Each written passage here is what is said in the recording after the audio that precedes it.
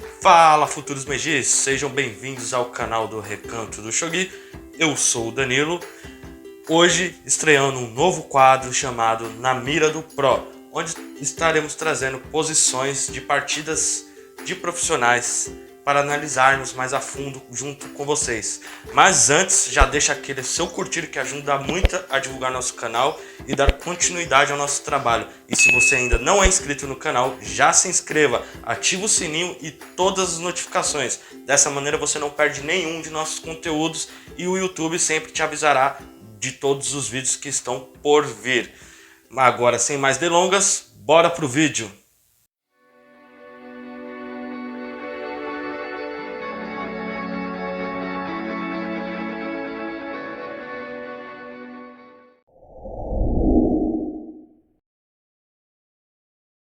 História de Murayama Satoshi. Nascido em 15 de junho de 1969 em Hiroshima, Murayama Nonodan, quando era criança, ficou muito tempo no hospital com uma doença chamada síndrome nefrótica, que é uma coleção de sintomas devido a ter os rins danificados. Seu mestre no shogi era Nobuo Mori, que atualmente é 7º Dan. Sua carreira, ele enfrentou Yoshiharu Habu quando Habu estava ainda em ascensão. Jogou contra Nakahara Makoto, Kazuki Kimura e outros diversos jogadores muito fortes na época. Mais tarde, Murayama Nonodan viria a ter um câncer na bexiga, e foi em consequência desse câncer que ele faleceu aos 29 anos. Uma curiosidade é que o personagem Harunobu Nikaido do anime Sangatsu no Lion é inspirado em Murayama. Quando ele faleceu, recebeu o rank de Nonodan Post-Mortem.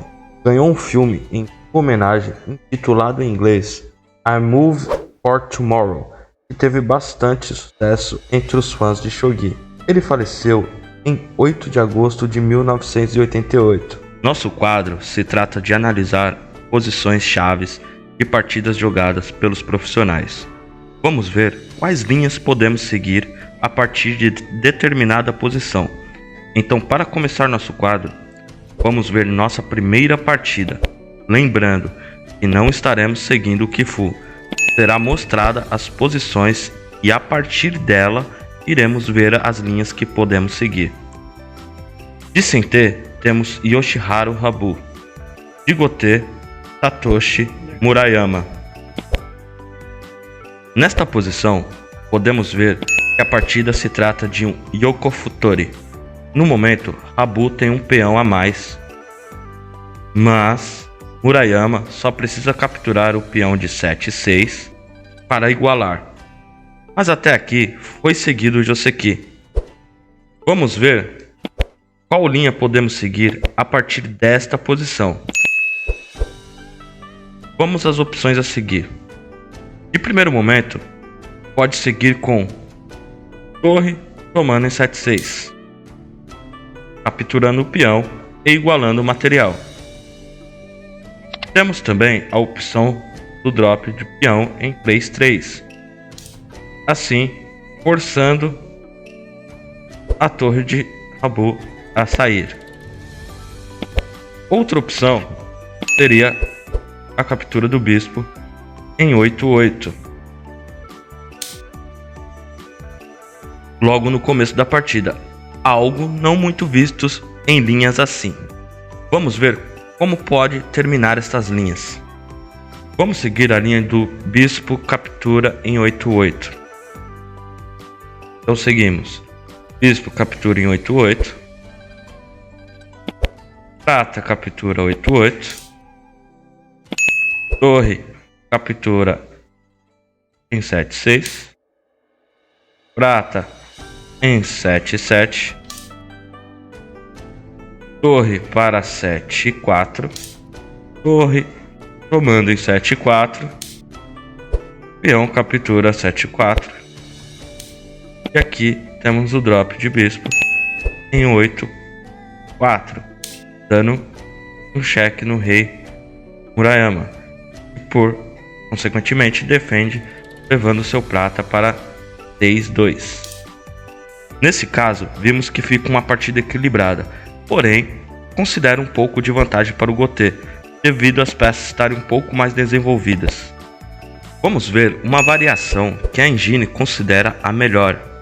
Ela é a seguinte: Bispo captura em 8/8, Prata captura 8/8, e aqui temos a queda do Bispo em 3/3, trocando pelos generais, fazendo essa força, tentando forçar essa troca de generais. Aqui no caso responde com o Bispo em 7/7, seguindo de torre para capturando 7/6, peão avançando para 3/6, rei para 6/2, rei para 6/9, torre para 7/4, torre captura 7/4, peão captura 7/4, seguindo de drop de peão em 8/4 para promover no próximo movimento, peão em 8/2 para evitar essa promoção, e por fim prata em 4/8. Aqui podemos ver que com o drop de bispo em 3C, a ameaça era trocar o bispo pelos dois generais e promover a torre em território adversário. O caso respondeu muito bem, dropando o bispo em 7/7. Em seguida, Gotê retoma o peão perdido com a torre neste ponto. O avanço do peão em 3/6 tem o objetivo de impedir a torre de se infiltrar pelo lado mais fraco do CT. Nesta posição final do diagrama, podemos ver que está bem mais equilibrada que uma das linhas que eu havia calculado. As outras duas linhas, com o peão em 3/3 dropado e a torre capturando em 7/6, são possíveis, porém não são as melhores. Algo a se considerar nesse tipo de abertura é que qualquer descuido já traz uma desvantagem muito difícil de reverter. Mas quais linhas melhores que essa no caso? Poderia ser o rei em 4/2, com o objetivo de reforçar o ponto onde o CT está atacando, e também consegue proteger melhor o rei de possíveis drops de bispo, que venha a seguir com o cheque. Lembre-se, caso tenha cheque de alguma forma, o CT vai ganhar um tempo a mais sobre o Gotê, que vai perder a iniciativa. A segunda opção é colocar o bispo em 3/3, prevenindo uma possível invasão da torre. No caso da partida, a linha escolhida foi a troca de bispos e teve uma posição semelhante à primeira linha que vimos, uma linha próxima do que a engine mostrou. Vamos seguir adiante na partida para o próximo ponto-chave. Aqui, nessa posição, o Gotê faz um bom drop ameaçando ganhar a lança ou promover o bispo tomando o peão em 3/7.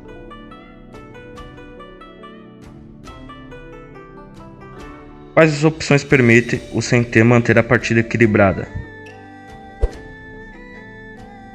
As opções que podemos ver é peão em 2B. Então, peão 2/2, com a ideia de ganhar material e deixar um peão promovido muito forte no território adversário. Como se precisaria capturar esse peão, sem ter um ganho de tempo que levaria para uma linha mais equilibrada, seguindo com algo como... As opções que podemos ver é o peão dropado em 2B. Neste ponto, com a ideia de ganhar material e deixar um peão promovido muito forte no território adversário. Como você precisaria capturar esse peão sem ter um ganho de tempo, que levaria para uma linha mais equilibrada, seguindo com algo como peão em 6-8, seguindo de ouro, captura 3-8, um drop de torre em 2-9, dando um cheque no rei do adversário e atacando o peão que está atacando o cavalo, ameaçando uma promoção no campo de Maruyama. Cavalo em 3-9 para proteger do cheque, agora caindo o peão lá em 2-2, promovendo a torre, seguindo de prata dropada em 7-2, atacando o ouro, forçando a desmantelar essa estrutura de defesa do Maruyama. Maruyama retoma com o ouro, capturando em 7-2, seguindo de cavalo promovido, que é o cavalo dragão, que é o bispo promovido, capturando o ouro em 7-2. Bispo captura em 9-9, promovendo.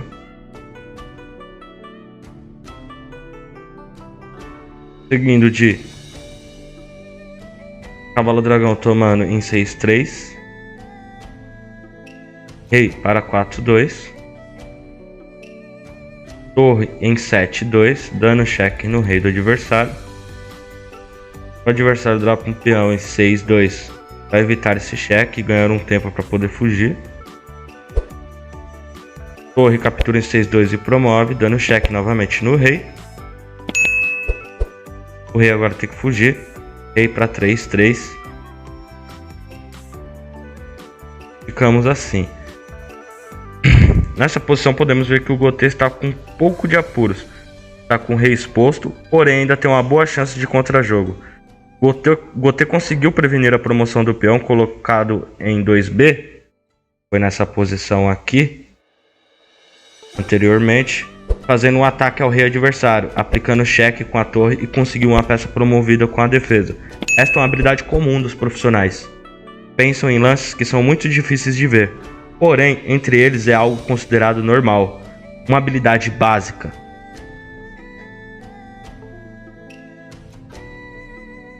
Um, dois, três. A próxima linha que vamos ver, que pode ser uma resposta considerada o segundo lance da engine, é bispo capturando em 6-3, partindo logo em seguida do drop do general de prata em 5B, seguindo do cavalo promovido, que seria o bispo, tomando em 7-4, seguido do drop de peão em 7-3,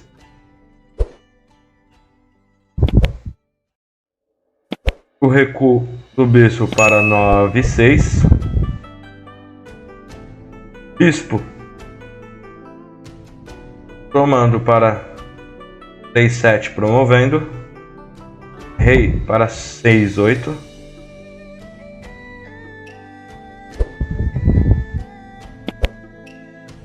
Bispo promovido tomando em 4-7.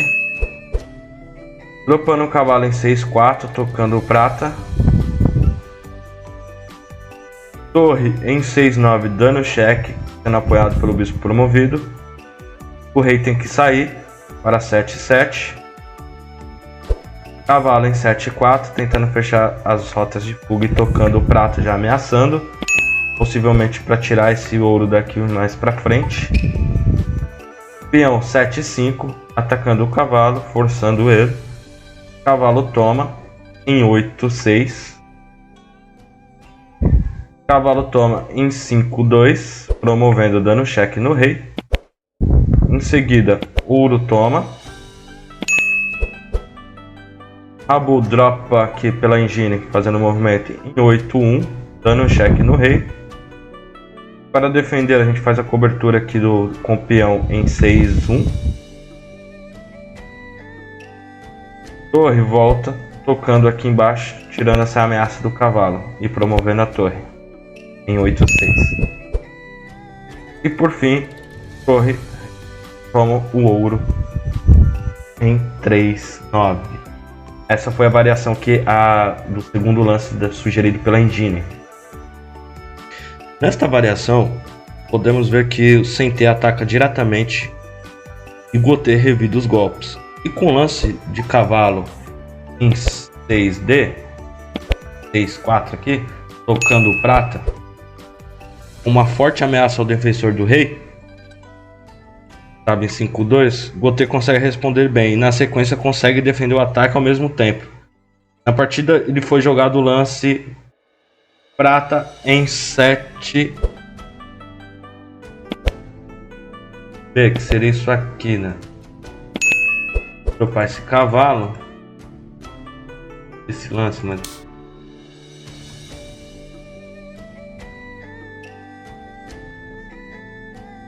ameaça da mesma forma um ataque ao Gotê. Na descrição do vídeo vocês irão ver a linha principal e as variações vistas aqui. Bom galera, vamos ver agora o final da partida. Nessa posição podemos ver que o Gotê está levando um ataque forte, porém consegue contra-atacar, forçando o rei do adversário a se mover para o território inimigo. A partir dessa posição, qual linha é melhor para o Gotê? Deixa seu comentário aqui embaixo que a gente quer saber. Se você respondeu que seria o general de prata na posição 1-5, tá correto. Esta é a única linha que dá vantagem para o Gotê. Como seguiria essa linha desse ponto em diante? Vejamos a seguir. Como podemos ver, após uma sequência forte de ataque aqui contra o Sentê, o Gotê ele vai conseguir recuperar e eliminar todas as ameaças de checkmate contra o seu rei. Vamos dar uma olhadinha. O primeiro lance aqui foi o drop de ouro em 5-6 para defender essa casa.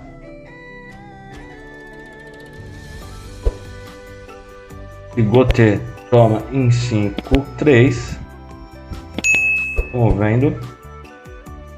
E a gente defende nossa torre. 7B atacando prata. Ouro captura 5-6. Peão em seguida captura 5-6. Prata em 4-5, dando cheque no rei coberto pelo cavalo. Rei se retira para 3-7. Prata avançando para 2-6, dando outro cheque. E recua para rei 4-8. E se ele tomar aqui um provável checkmate mais rápido. Dragão, a torre promovida para 7-8, dando cheque no rei. Rei para 5-7, indo do cheque. Bispo promovido tomando em 7-1. Bispo promovido toma no mesmo, 7-1. Prata, para finalizar, toma 3-4 cavalo. Aqui ele conseguiu restabelecer e estruturar realmente sua defesa numa sequência de ataques e defesas e arrumar bem a defesa. No caso dessa partida, Sentê desistiu no movimento 84 e foi na posição seguinte, está aí na tela. Nesse caso, Rabu viu que a posição estaria completamente perdida.